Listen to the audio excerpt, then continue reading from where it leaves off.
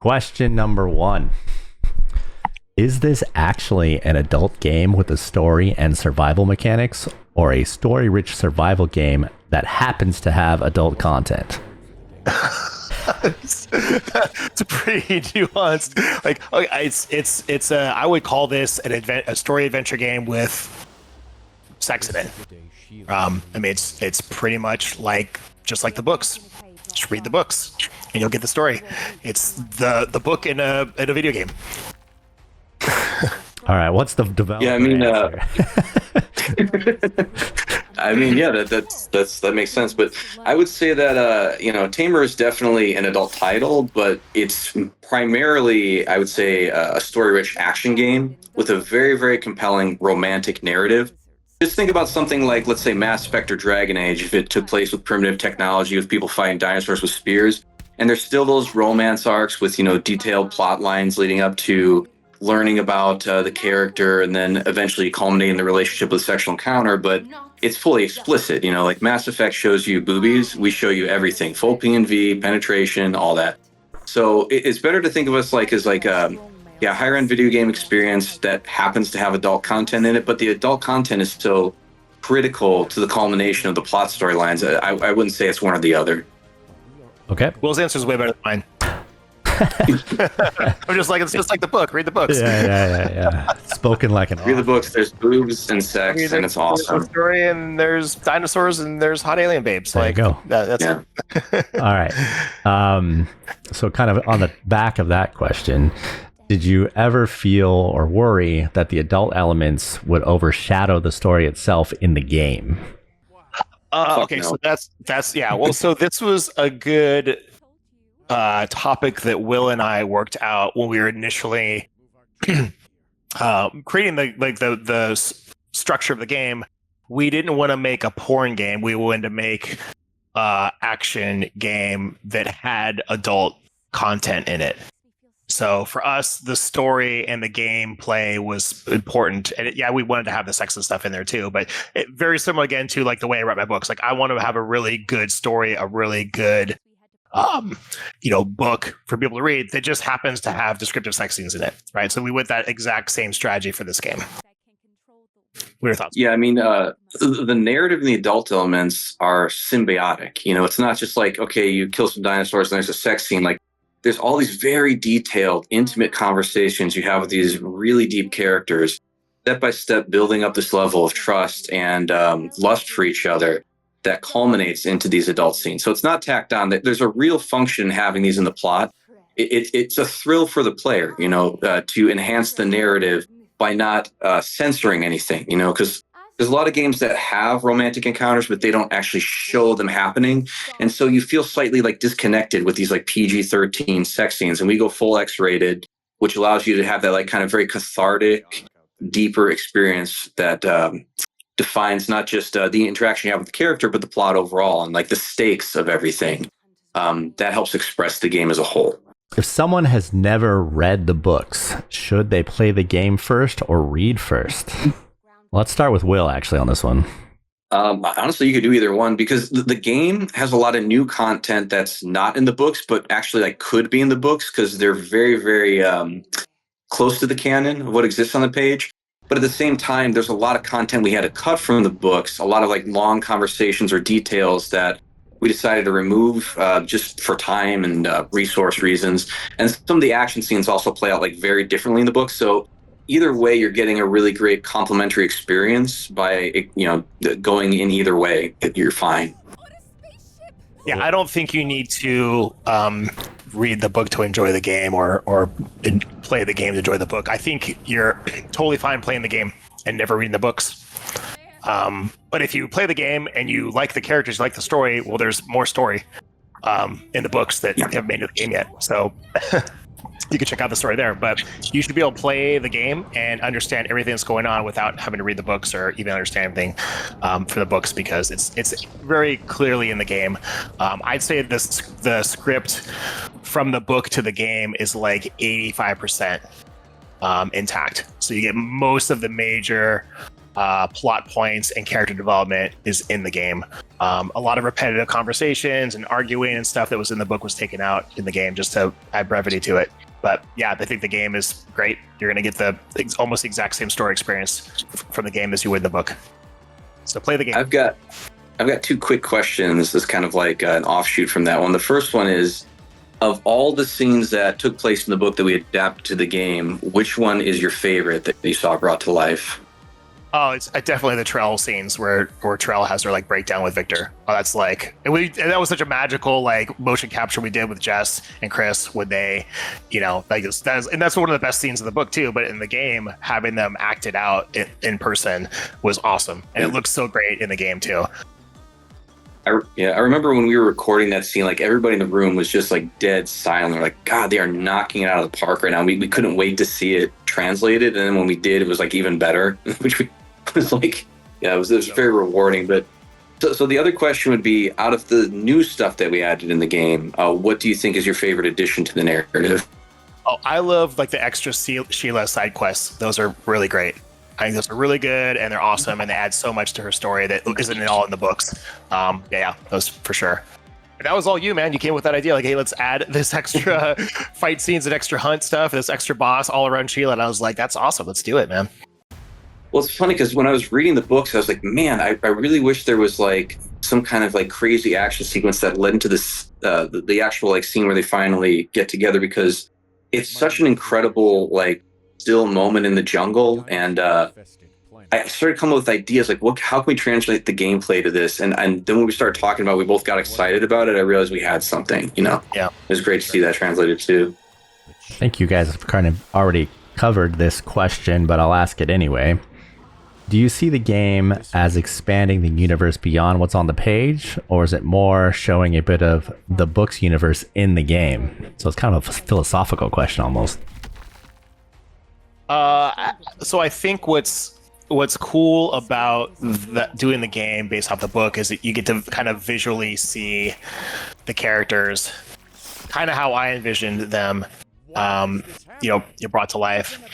And I mean, there's some good things and there's bad things about that, because I think, in most of the books I write, I try not to describe the protagonist too much, because I really want my readers, the fans, I want them to be able to self-insert as the character, right? So I'm always like, I don't know if I really want to like describe like what the protagonist looks like, right? What Victor looks like. And of course he's on all the covers, so you can kind of see him anyways, but most of the time when I write books, I'm like, I want to try to keep him pretty ambiguous.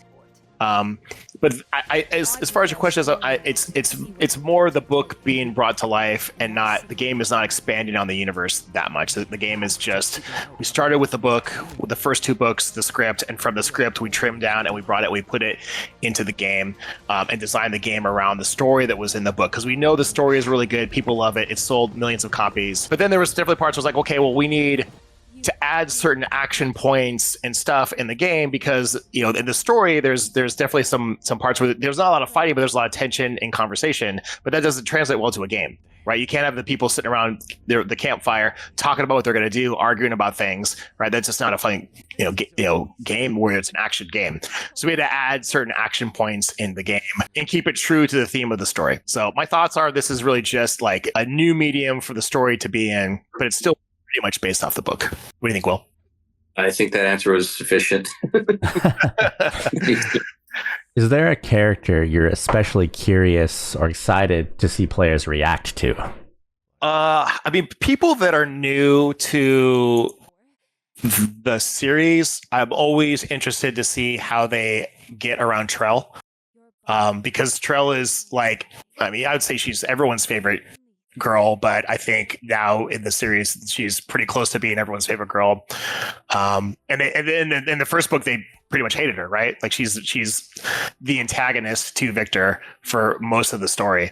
I think the whole taming of the shrew trope was pretty important for Victor to kind of come to, his manhood and his kind of destiny as being the king of this planet, for him to convince this person that he is the right answer to things, and she should believe in him, and she should believe in their family. So I think that kind of turning point in the relationship is really, really important. So yeah, I think that's it. And Kasseri goes through a little bit of that too. But I think there's sort of with Trell's kind of character development change. I think it's really good.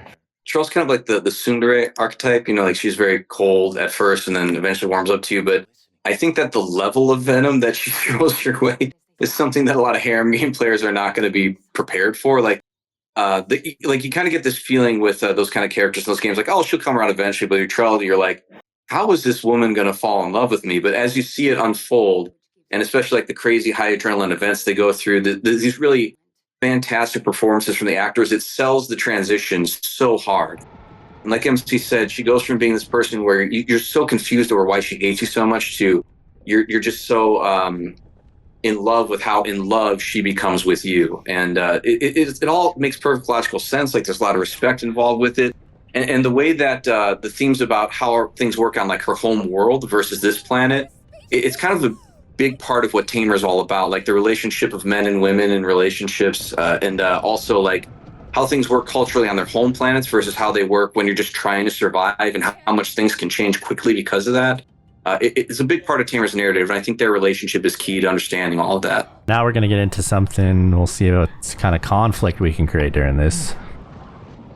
Was there ever a creative disagreement between you and the dev team, author, artist, and developer?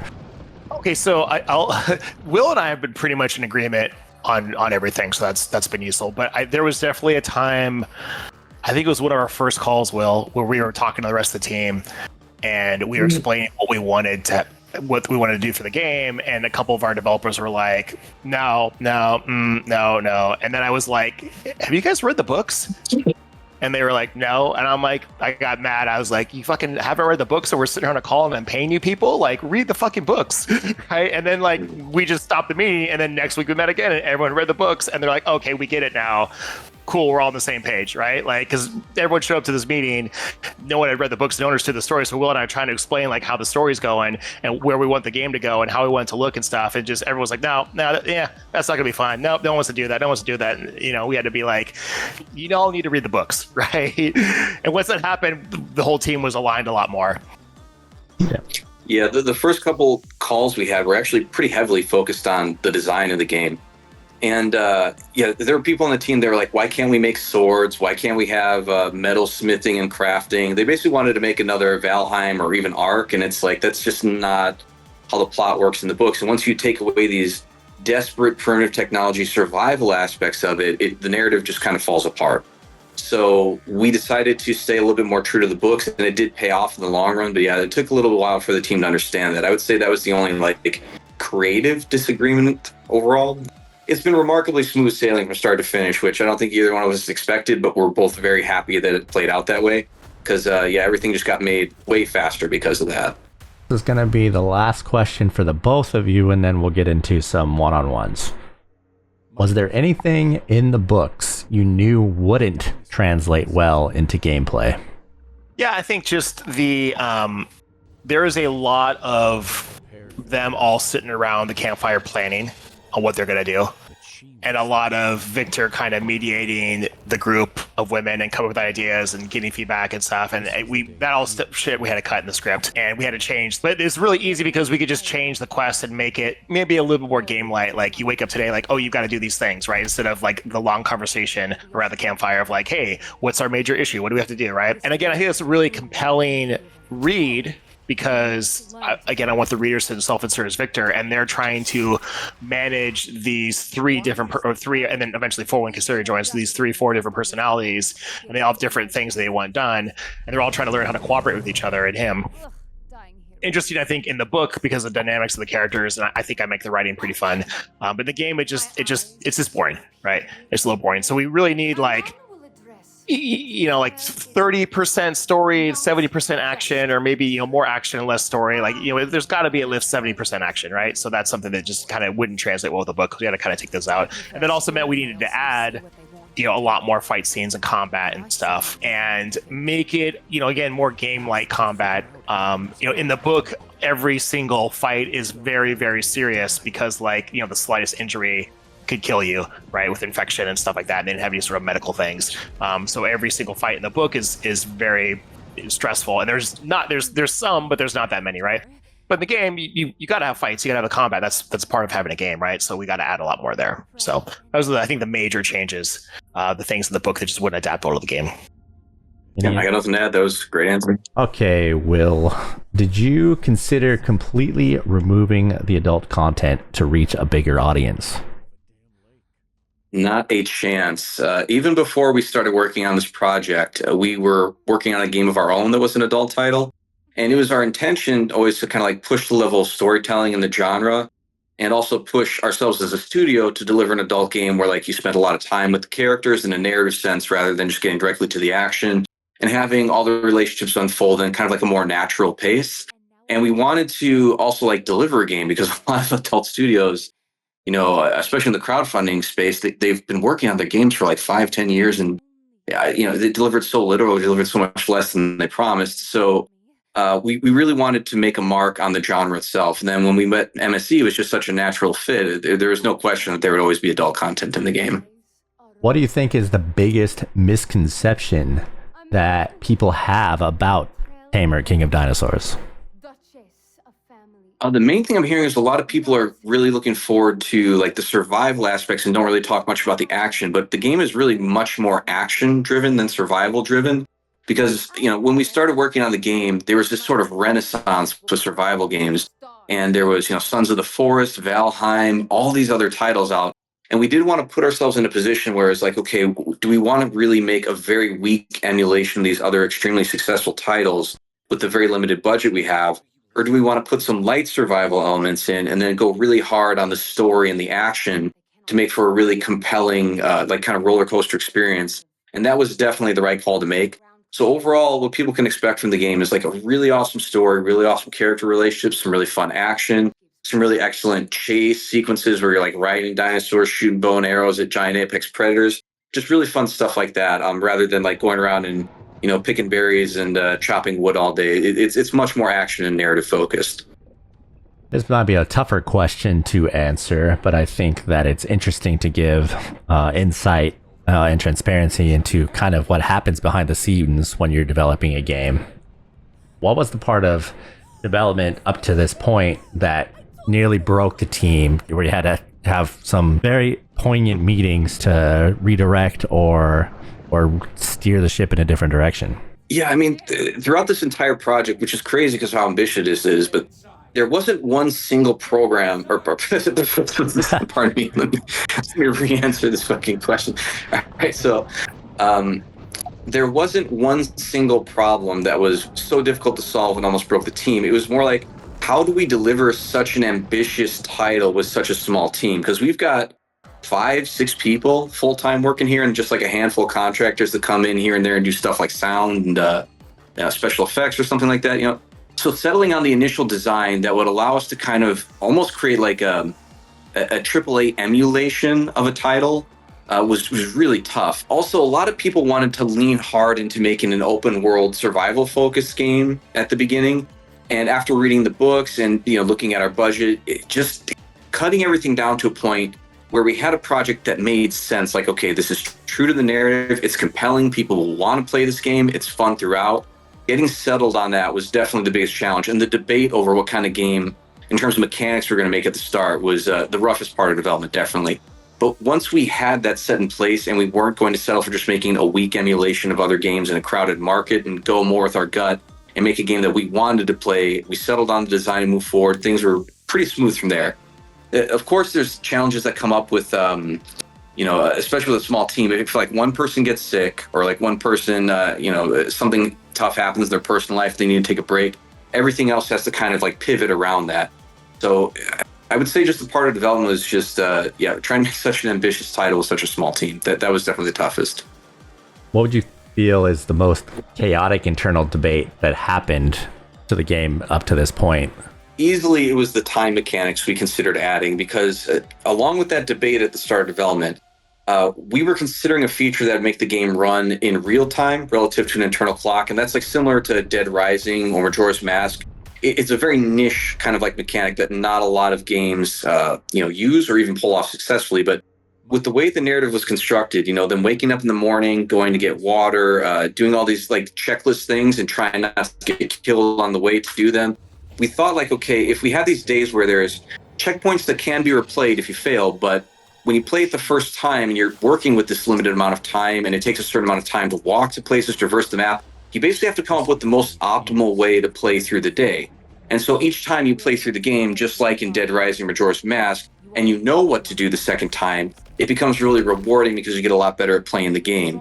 And then, of course, like, you know which main side quests you need to do and what order you do them and which resource veins you collect on the way or in between them. And that would make for a really compelling experience, but we ultimately decided that while we'd like to try it, it's not the right project or the team to pull this off. This is the first game that we're officially making as Ride the Line Studios, and that kind of mechanic requires a really huge amount of Q&A and test time, and we just didn't have time to do it. It's hard because like a lot of people play video games for a lot of different reasons. When I was younger, I would play video games and I would love like hardcore, doing these games, crazy, difficult stuff and trying to get it done in a time and stuff. And I know a lot of people play that way, but now I'm like, well, I only want to like log in and play for like an hour or two and kind of casually go through the game and get the story. A good example is this, like I played through Cyberpunk 2077. I went and did all the quests and stuff and did everything. That's a great game. And I think I played the game on like normal mode, normal difficulty, and I picked like a build that I normally play, like a stealth pistol, stealth sniper build is like kind of the build I play in all these games. And it was really good. And I was like, cool, awesome. I played the game. That was great. And I'm like, well, I feel like playing again. So now I'm doing another playthrough, but I got a mod to make all the fights like twice as hard as they could possibly be. And I'm doing like a blunt weapon build, which is super hard because you got to close the distance. So now the game is super, super challenging. And I'm going through it again, but like I wouldn't have enjoyed it the first time because I'm kind of like every single fight scene I'm getting into, I'm dying like 10 times before I beat it. Right. I wouldn't have liked that the first time I played through it, but now I'm like, okay, well, I want to go through the story again. I want to make it more challenging. And it's just hard to tell what customers are going to want other than like a really good story and fun gameplay. Like we know everyone wants that, but the idea of like, well, what exactly is fun gameplay? Like it should be entertaining to do, and it should be the right amount of challenging. But I think that's kind of an important thing for it to get. But like, us doing the kind of like a time crunch thing, I think it'll be really easy to miss the mark for the majority of people to have a good time playing it. What feature did you have to cut that hurt the most? Oh, it's definitely the customized and manual fort building because it's a big part of the books. It's harvesting the lumber, getting the dinosaurs saddled up, working every single day to put the fort together. But again, what we decided was with the limited team size and budget, what we would have been making if we worked really hard on getting even like a mini game in place to express that is just something that would have been a very weak emulation of an experience people can have way better in other games. And that doesn't mean we won't eventually do it. I mean, if the game's insanely successful, we can make like a Tamer 1.5, I'd be happy to add in those mechanics because I do think it's important to people, but it just would have been really, really expensive. Just the dinosaur animations with these rope pulleys, like all these things that they talk about in the books would have taken a lot of time. So instead, we decided to just polish what's already in place and make the rest of the content we have way better. And that was definitely the right decision. But man, I would love to have like a customizable fort and also have that make an impact on gameplay. So in the future, maybe we'll see. Moving on here. What was the most technically difficult character, dinosaur, or feature to implement in Tamer King of Dinosaurs? Going into this, we thought for sure it'd be Trell because she's got these spider legs on her back that need to be present in every single scene she's in. But that actually turned out to be pretty simple once we had them rigged and ready to go. The toughest thing so far was actually the Triceratops because they're these giant dinosaurs and we need to put Victor and Sheila on top of them. And we had to design this saddle using primitive technology that would be able to carry two people and not bounce around and look ridiculous. And we had to basically look at like all these different versions of elephant saddles that people use in the real world and then think like, how can we build this out of cordage and leaves? It was just a real tricky process. And even now, like the animations, we're still polishing them to make them look good. That was just like way more difficult than we ever thought it would be. But I think people will be happy when they see the final result in the game. I think there was a really funny conversation because Will, you're like, you went to me and you said, "Hey, so what does the saddle look like on top of the Triceratops?" And I'm like, "It's a saddle." You're like, "No. What does it look like?" I'm like, "I don't know." I had to go and like look online and try to figure out what the fucking thing looked like because I wrote in the books they made a saddle, right? And I made like wood branches and like cordage and stuff, but I like it didn't ever picture it in my head what it actually looked like, and so I had to be like, oh shit, what does this thing actually look like? And then I had to type to my art director and be like, okay, here are the various elephant type saddles, make a design that Will's team can use to put in the video game, right? And then he was like, oh fuck me, this is hard. Yeah, out of all the challenges we faced, I never thought it would take 6 grown men passing like MS Paint drawings and JPEGs back and forth for a week to make a saddle, but that's exactly how it played out, so there we are. Is there a character that evolved beyond the original design? I wouldn't say that there's a character that evolved. It's more like we were able to show more of her backstory by adding some action scenes, and that would definitely be Sheila. With her romance arc, there's like an entire new like Resident Evil Nemesis style boss character that's attached to how you earn her trust and eventually get her to fall in love with you. And I think that whole event could be in the book. It would change nothing about the character, but it just kind of reveals a bit more about her. And there's also some content from like the Arrival stories, which are these separate, really cool little mini stories that MSC adds in if you're a Kickstarter donator. And some of that content did get into her like camp dialogue. So the farther you get along in the romance arc, the more you can learn about her. So I would say that, again, nobody evolved, but you get to see a little bit more of them than you normally would in this game. Do you think Steam treats adult games fairly? I do overall. I mean, there have been some questionable decisions and some inconsistent judgment calls in terms of who or like what's allowed over the years. But at the end of the day, we just all need to be grateful that, St. Gaben even allowed us to be on his platform at all. I think if it weren't for the legal pressure from misguided governments and payment processors, that they would allow a lot more kinds of content than they already do. So I'm happy with the state of adult games on Steam, despite some issues here and there. I don't think the issues that are present are mainly Steam's fault, or at least that's the way I perceive the situation. Yeah, Steam seems awesome. We're excited to be there. Putting stuff on Steam. We haven't put a lot of stuff on there, but we've had to put demos and we've had to put some stuff. The customer hold handing and the tools are so much better than what Amazon gives a publisher to put books on. It's just way better. And the commission payout is better. So yeah, it's like so far being, because we've sold books on Amazon and now we're selling a game on Steam, but like Steam seems to give way more of a shit about the people selling stuff on their platform. Like Will said, like they could just say no adult games and that would be that, right? But they're allowing us to have adult games on there, and we know there's a demand for these type of games, so we're grateful we're allowed to make this game and put it on Steam, and hopefully everyone loves it. All right, last dev-only question, and I think this is important to a lot of people, especially completionists. Are there any Easter eggs in the game? And if there are, can you hint at any of them? I will say in the full release, there's actually an entire quest chain that runs throughout the entire game that requires you to find the Easter eggs that we've hidden throughout levels. At this point, it looks like that's still going to make it in. And if you do find everything, probably post-launch, we're going to include a really special reward that you get kind of like at a party scene at the end of the game. So I don't want to spoil too much, but when people start playing the game, they'll know what I'm talking about for sure. Bottom line, pay attention. Look everywhere. Yeah. All right. Switching over to Michael Scott for some questions. When the idea of adapting Tamer into a game came up, what worried you the most? Well, I mean, obviously the money was an issue, but I got I wanted to make a game or whatever. I noticed that like whenever the Witcher games came out, the books sold like crazy. So I think that the author became like the best-selling person on Amazon for like a month or two. And so I was like, man, like there's so many more people playing video games than there are reading books.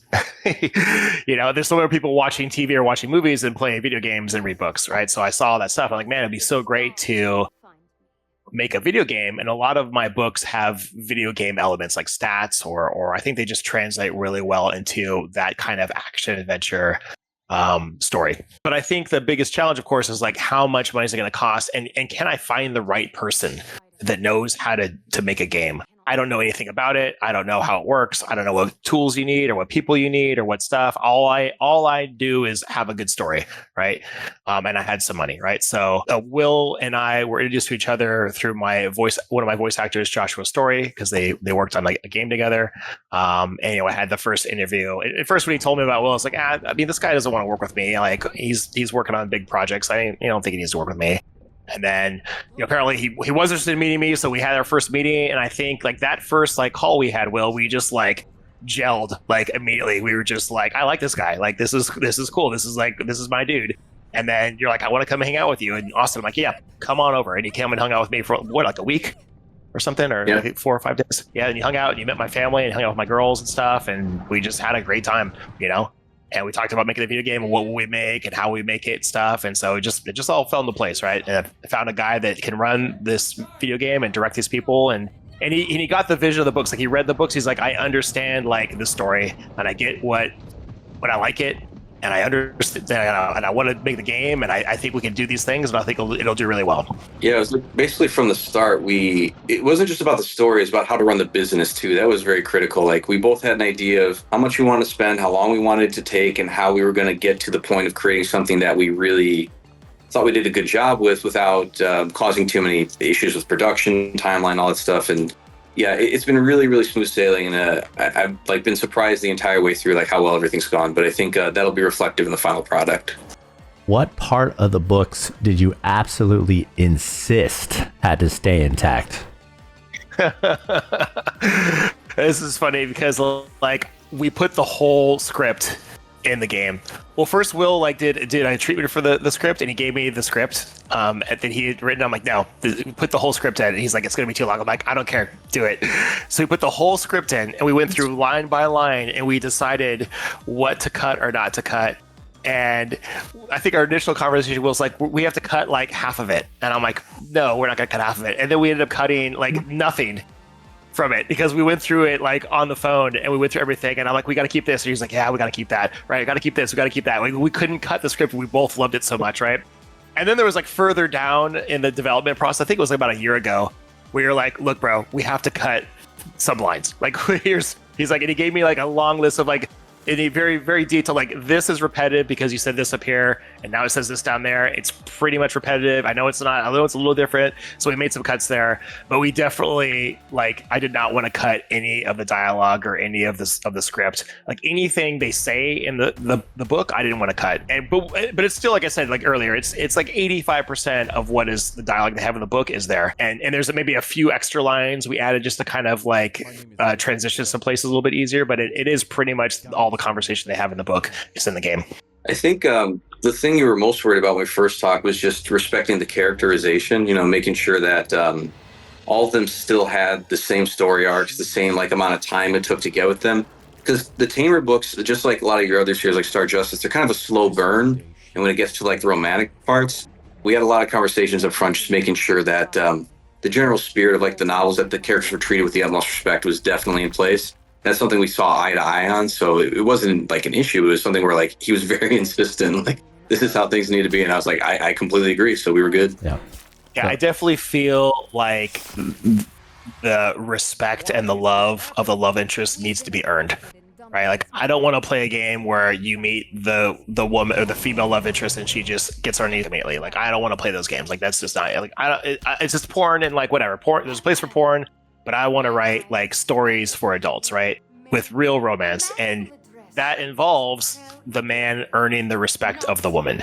That's like where it starts, right? So you have to give the story some time and space to like earn it with the love interest. And if you read any of my books, you're going to get that stuff pretty much, on book one, like the protagonist has to work to earn the woman. He's got to get it. So I think this kind of leads directly into this question, but do you consider the game canon, close to canon, alternate timeline, or kind of its own interpretation? No, it's the book. It's 100% the book. Got it. Yeah, it's. I mean, like I said, like it's 85% the dialogue, right? Yep. It's pretty much. I guess there's that a little extra. There's a little couple extra quests here and there, that are in the game that aren't in the book, but it's pretty close. Yeah. You know. I thought about this the other day, and like if you took the game and then took that script and then put it to like the next couple of novels in the series, it would be totally fine. Like everything would play out exactly how it's supposed to, even with all the added content in it.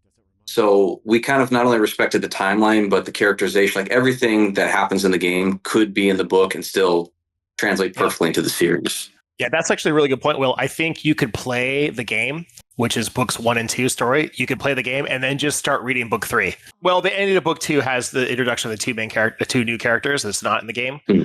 You could pretty much pick up book 3 and start reading book 3, and you would get you pick up the story almost immediately. Next question. Were there moments where the game team surprised you with something better than you originally imagined? That could be graphics, cutscene quality, or anything. Totally. Like almost all of it's kind of blowing me away. Just the way the valley looks and the tree and where they're going to build the fort and the cave, it all looks so freaking good. It's just amazing. It's like, I think I mentioned this in another video we did, but it's kind of surreal to see like what I thought of the world in the book and how I was imagining it when I was writing it. And then it's in the game, like it's right there, like exactly how I thought about it. Right. Even more vivid than in my imagination, because the colors and stuff are interesting. But one thing I think that's really cool that we added to the game, that I wasn't like, super into, but like now that we've got there and I've been playing a bunch, it's fun, is the racing stuff. Like the dino racing stuff is super fun. Right. And that wasn't like, there are times where there's chase scenes and stuff and Victor's around the dinosaur and he gets a lot of fun riding on Hope in the game, but like in the books, but in the game, like we added this whole race module stuff and it's super compelling. It's super fun. So I think the players are really going to get a kick out of doing that. And that wasn't at all like, I didn't come up with that idea. That was just the guys, the developers just kind of threw that in there too, as a way to get from one area to the other really quickly. And they just made it fun. And now it's a gameplay element that I think people are going to love. Did you ever have to approve a change that hurt a little? Yeah, every time I had to take out a line or a script or something or whatever. I hated it. Yeah. The one time there was an audible like groan on the other end of the phone when I was like, MSC, I know you really want to have the scene where Trell does this like spider leg upside down yoga pose to capture all the sperm and legs, but dear God, animating that is going to be a nightmare. We're already behind schedule on this scene. Like, can we please just maybe do a post launch? He was just like, oh, dude. That was the one thing. Yeah, that was probably the number one. I forgot about that, but I was like, oh no, that's like such a good scene. Oh, sir, you have my word. If we are successful, we will add that in post launch for sure. Awesome. Cool. I'm down. All right. Did you give the dev team notes on how the female characters should be portrayed? Well, we didn't really need to because we did motion capture with the actors and with the actor and actress. So, and they are very familiar with the characters because they did the audiobooks. So, I think what was really impressive is, watching Jessica 3 do a scene where she's Trell and then click, like with an instant later, she's Galmine, then she's Kassiri, right? Then she's like, moving back again. She's Sheila, right? Just within a minute, her body position changes, her facial expression change, her language changes. Within a minute, she can act with everyone with no like deep breath or thinking. She's just like, she's these characters. She just instantly flexes to be them. So be doing the motion capture and having the recordings of the voice and stuff. Like, I mean, everyone gets it, right? And everyone also read the books, because I got mad at everyone because they didn't read the books. So I yelled at everyone and they read the books. So I think they all were there, But yeah. I think when we first met too, we spent a lot of time talking about the individual characters and what we could potentially do with them. So that helped out a lot when we were working on the adaptation together because I knew the expectation from the start, but I also I pretty thoroughly understood what you were trying to say, not just with the book, with the characters. So respecting them was very important, but that all culminated in what you're talking about. Like seeing Jess do that, like I've worked with a lot of actors in my day, and that was incredibly impressive. Like it's one of the greatest things that I've seen, and I think that's what's really going to impress people when they find out, like, oh wait, it was one voice actress and performance, like full body, for every single female character in the game, and all of them like look, talk, move so differently, and you just like you sink into it right at the start of the game. And I seriously, I'm not like being hyperbolic or anything. It's one of like the best performances I've seen in a video game. Like there's not really much that can come close to it. Who else has done like 4 separate characters on the fly during performance capture live? I can't think of an example. So yeah. It was a phenomenal performance from Jess, and I think people are really latching onto it. They would have just hired 3 to 4 actresses, right? And they would have Chris and then all these women, and they would have done all the stuff and all the bodysuits. But like Jess just did all of them, right? She just did everyone's voice, everyone's mannerisms, everyone's stuff. We just shot the scenes over and over again. She just, all right, now you're Galmine, and she would take 3 steps over, and then she would be Galmine and read the script, Yeah. And then it's Unreal. I hope we can. Oh, in Unreal, we're able to move all the characters around and have them stand everywhere and do the movements and stuff. So yeah, it's fantastic. Yeah, I hope eventually we release some BTS footage so people can see what that was like. It's like we can talk about it all day, but when you see it, it's just like, wow, that's impressive as hell. Great job. Michael Scott, would you ever write future books with game mechanics in mind, kind of understanding what you know now about the whole video game development process? I think I kind of always done that. Yeah, I don't think I need to change how I'm doing things right now, because I think how I always worked in video games, and I don't know, Will, you've never done like a book adaptation to a game, but I think having the books to go to the game probably made it a lot easier than having to think of a whole story for a game and then get a correct writer to do it. Like I don't know. We had so much source material and so much content and so much intellectual property that we could have just like adapted and put into this and stuff. And all we had to do was cut. We didn't really need to add that much, And as crazy as it sounds, it's probably easier to cut than to like create new stuff.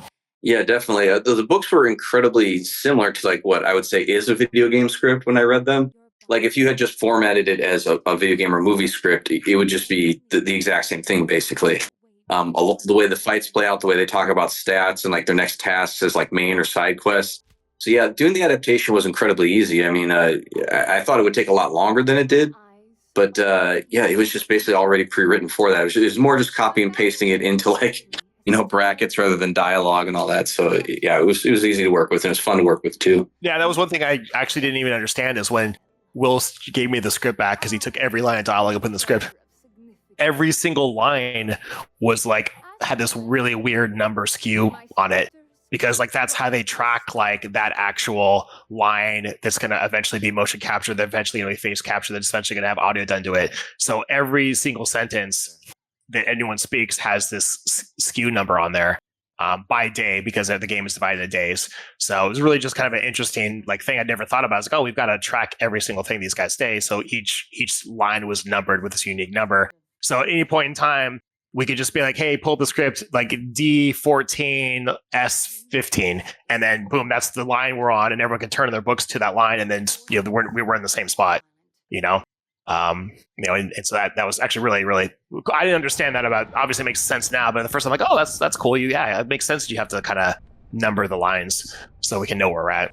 Yeah, now like 8 months later, when we realize somebody sneezed in the middle of a line, we have to ADR retake it. Makes it really easier. All right, I think we're down to the last question. What's one detail from the books that only hardcore readers will recognize in the game? There are some conversations. If you get all the romance with all the women, they have conversations with Victor that's not in book 1 and 2, extra things I added, and those allude to stuff in the future books. So that's a good answer. That's kind of cool. So if you're a hardcore series and you play the game, there's going to be some Easter eggs in the dialogue that's like, oh, that actually does happen later. Like you'll feel smart. Got it. Gentlemen, I thank you both for your time today. Cool. Thank you for the time, guys. We hope you love the game. Check out the books, and tell all your friends. Thank you. Yeah, please play the demo on Steam, wishlist it, buy it when it comes out, and go to MSC's website, buy all his books, give us your money so we can make way more awesome games for you in the future. Pretty please. Thank you.